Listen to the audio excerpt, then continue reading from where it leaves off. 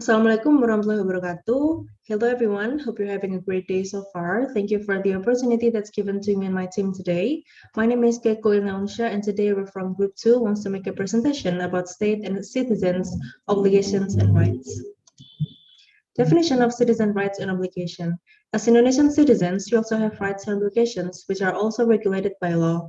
All rights and obligations of Indonesian citizens are stated in Article 27 to 34 of the 1945 Constitution. As has been stipulated in the 1945 Constitution in Article 28, which stipulates that the rights of citizens and residents to associate and assemble, express thoughts in writing and so on, the condition will be regulated in law, where this article reflects that the Indonesian state is democracy. The next slide is going to be presented by Kyla. Thank you. Hello everyone, my name is Kayla Antonius Sofia Luisa. I'm from Environmental Engineering Department. So I will explain about citizens' rights definition and citizens' obligations definition. First, I'm going to explain about citizens' right definition. So citizen rights are rights as human beings that are accepted by everyone in the context of a country, wherever that person is. Option of Professor Dr. Nopember can also strengthen this understanding, where he says that rights are something that is obtained by someone as a citizen, and this right cannot be intervened by any power. Any power in question belongs to the government, so that the government cannot eliminate or take away these rights from every individual.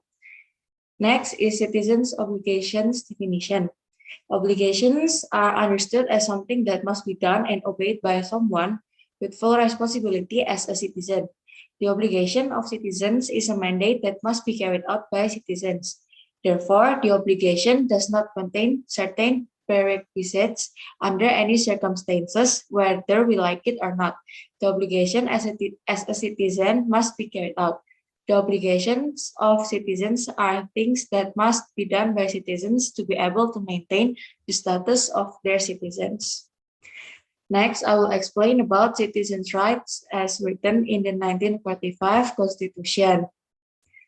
First is written on Article 27, Paragraph 2, where the right to work and have a decent living. Every citizen has the right to work and have a decent living for humanity.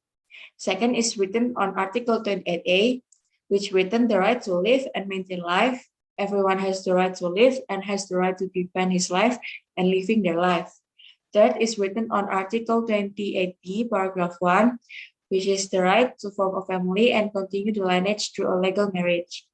Fourth is written on Article 28B, Paragraph 2, the right to survival. Every child has the right to survive, grow, and develop.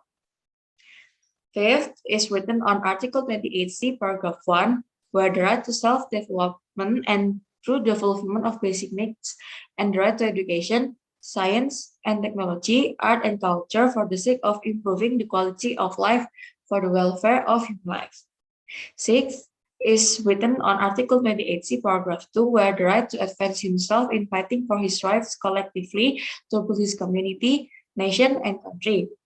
Seventh is written on Article 28D, Paragraph 1, where the right to recognition, guarantee, protection, and fair legal certainty and equal treatment before the law.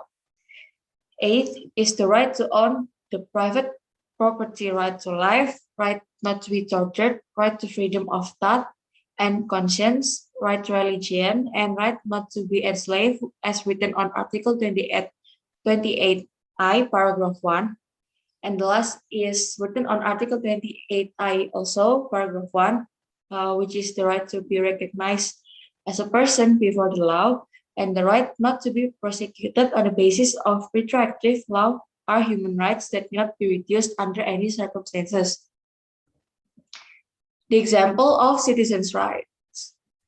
So these examples are every citizen has the right to embrace and practice the religion they believe in, and every citizen has the right to voice their opinions orally or in writing in accordance with applicable laws.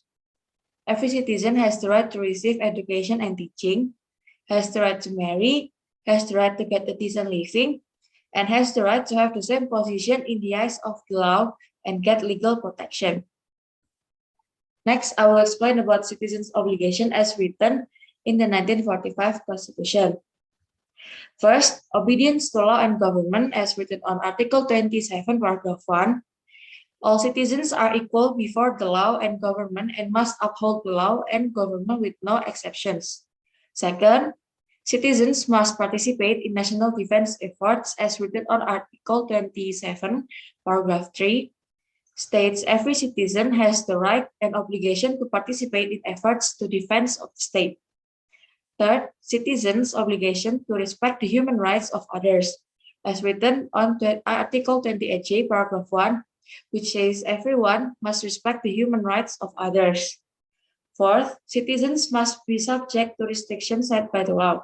Article 28J, Paragraph 2 states, in exercising his rights and freedoms, everyone is obliged to comply with the restrictions established by law with a view to guaranteeing the recognition and respect for the rights and freedoms of others and to fulfill fair demands in accordance with moral considerations, values, and principles, religious values, security, and public order in a democratic society.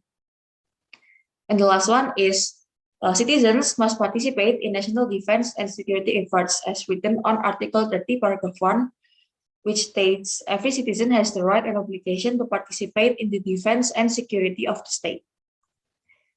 Next, the example of citizens' obligations. The obligation to pay taxes and levies set by the central and regional governments. The obligation to obey and comply with the applicable laws in the territory of Indonesia. The obligation to respect others. The obligation to attend basic education.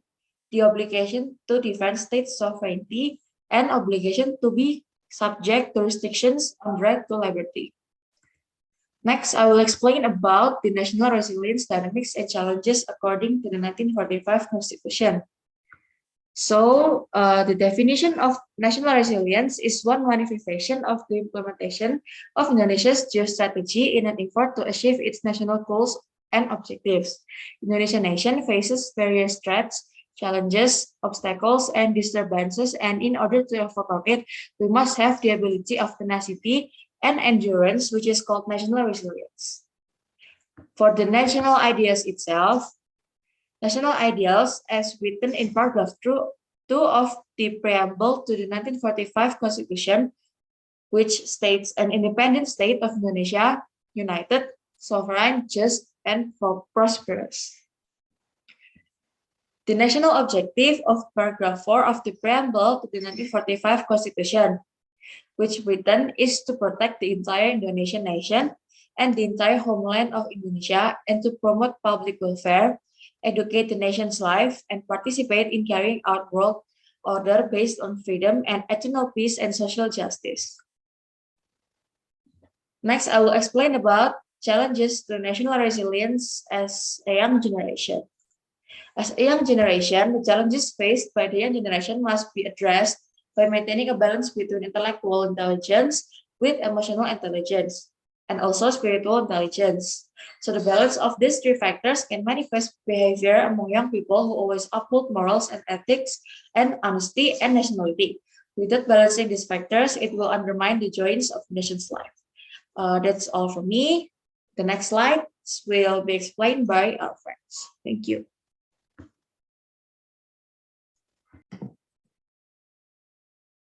Dynamics and challenges of state and citizen obligation and rights.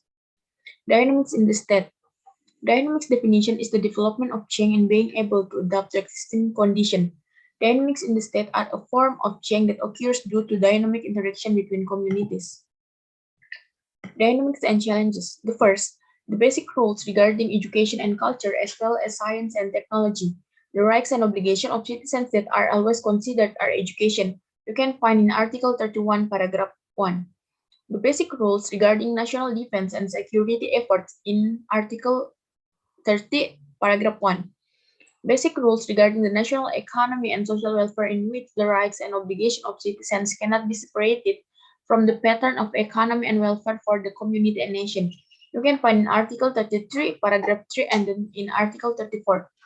The basic rules regarding human rights and obligations in respecting and treating human rights after the amendment to the 1945 Constitution you can find in Article 27, 28, 29, 30, 31, 32, and then 33. Now I want to now I want to tell you about study case with the high dropout rate. Basically, children in Indonesia are the generation that determines where this nation will go in the future. This is, of course, an important point that the government must pay attention to for the progress of the nation. However, one of attention, the thing that greatly affects education is poverty. Thus, education cannot be spread evenly.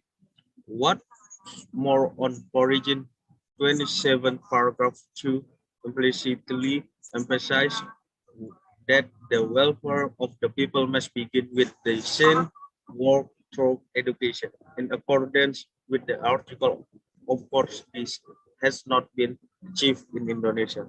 The reason is that the problem in Indonesia are only caused by the government. However, this is also revealed from the lack of public awareness that still underestimates the importance of education. In fact, one of the things that underlies the community to get a decent job is education. This is because education makes people in Indonesia have broad talk on how to utilize the existing natural resource in Indonesia. Education is very important future for the future of children, and going by to school children have the best thinking skill. At least through education, children can solve problem in everyday life. This is something that Indonesian citizens need to pay attention to. The level amount of students who dropping out from school is still very high. This indicates that the mandate of Article 31, Paragraph 1 of the 1945 Constitution, every citizen has the right to be taught, hasn't been fully implemented. There are many factors that cause this problem, such as family income, distance from home to school, education level of their parents, surrounding environment, and also the number of family members. The government should be able to optimize the allocation of education assistance in the form of scholar or other fee funding. Okay, I think maybe that's enough for our presentation. This brings us to the end to our presentation. It's been a pleasure being with all you today. Thank you for your attention, and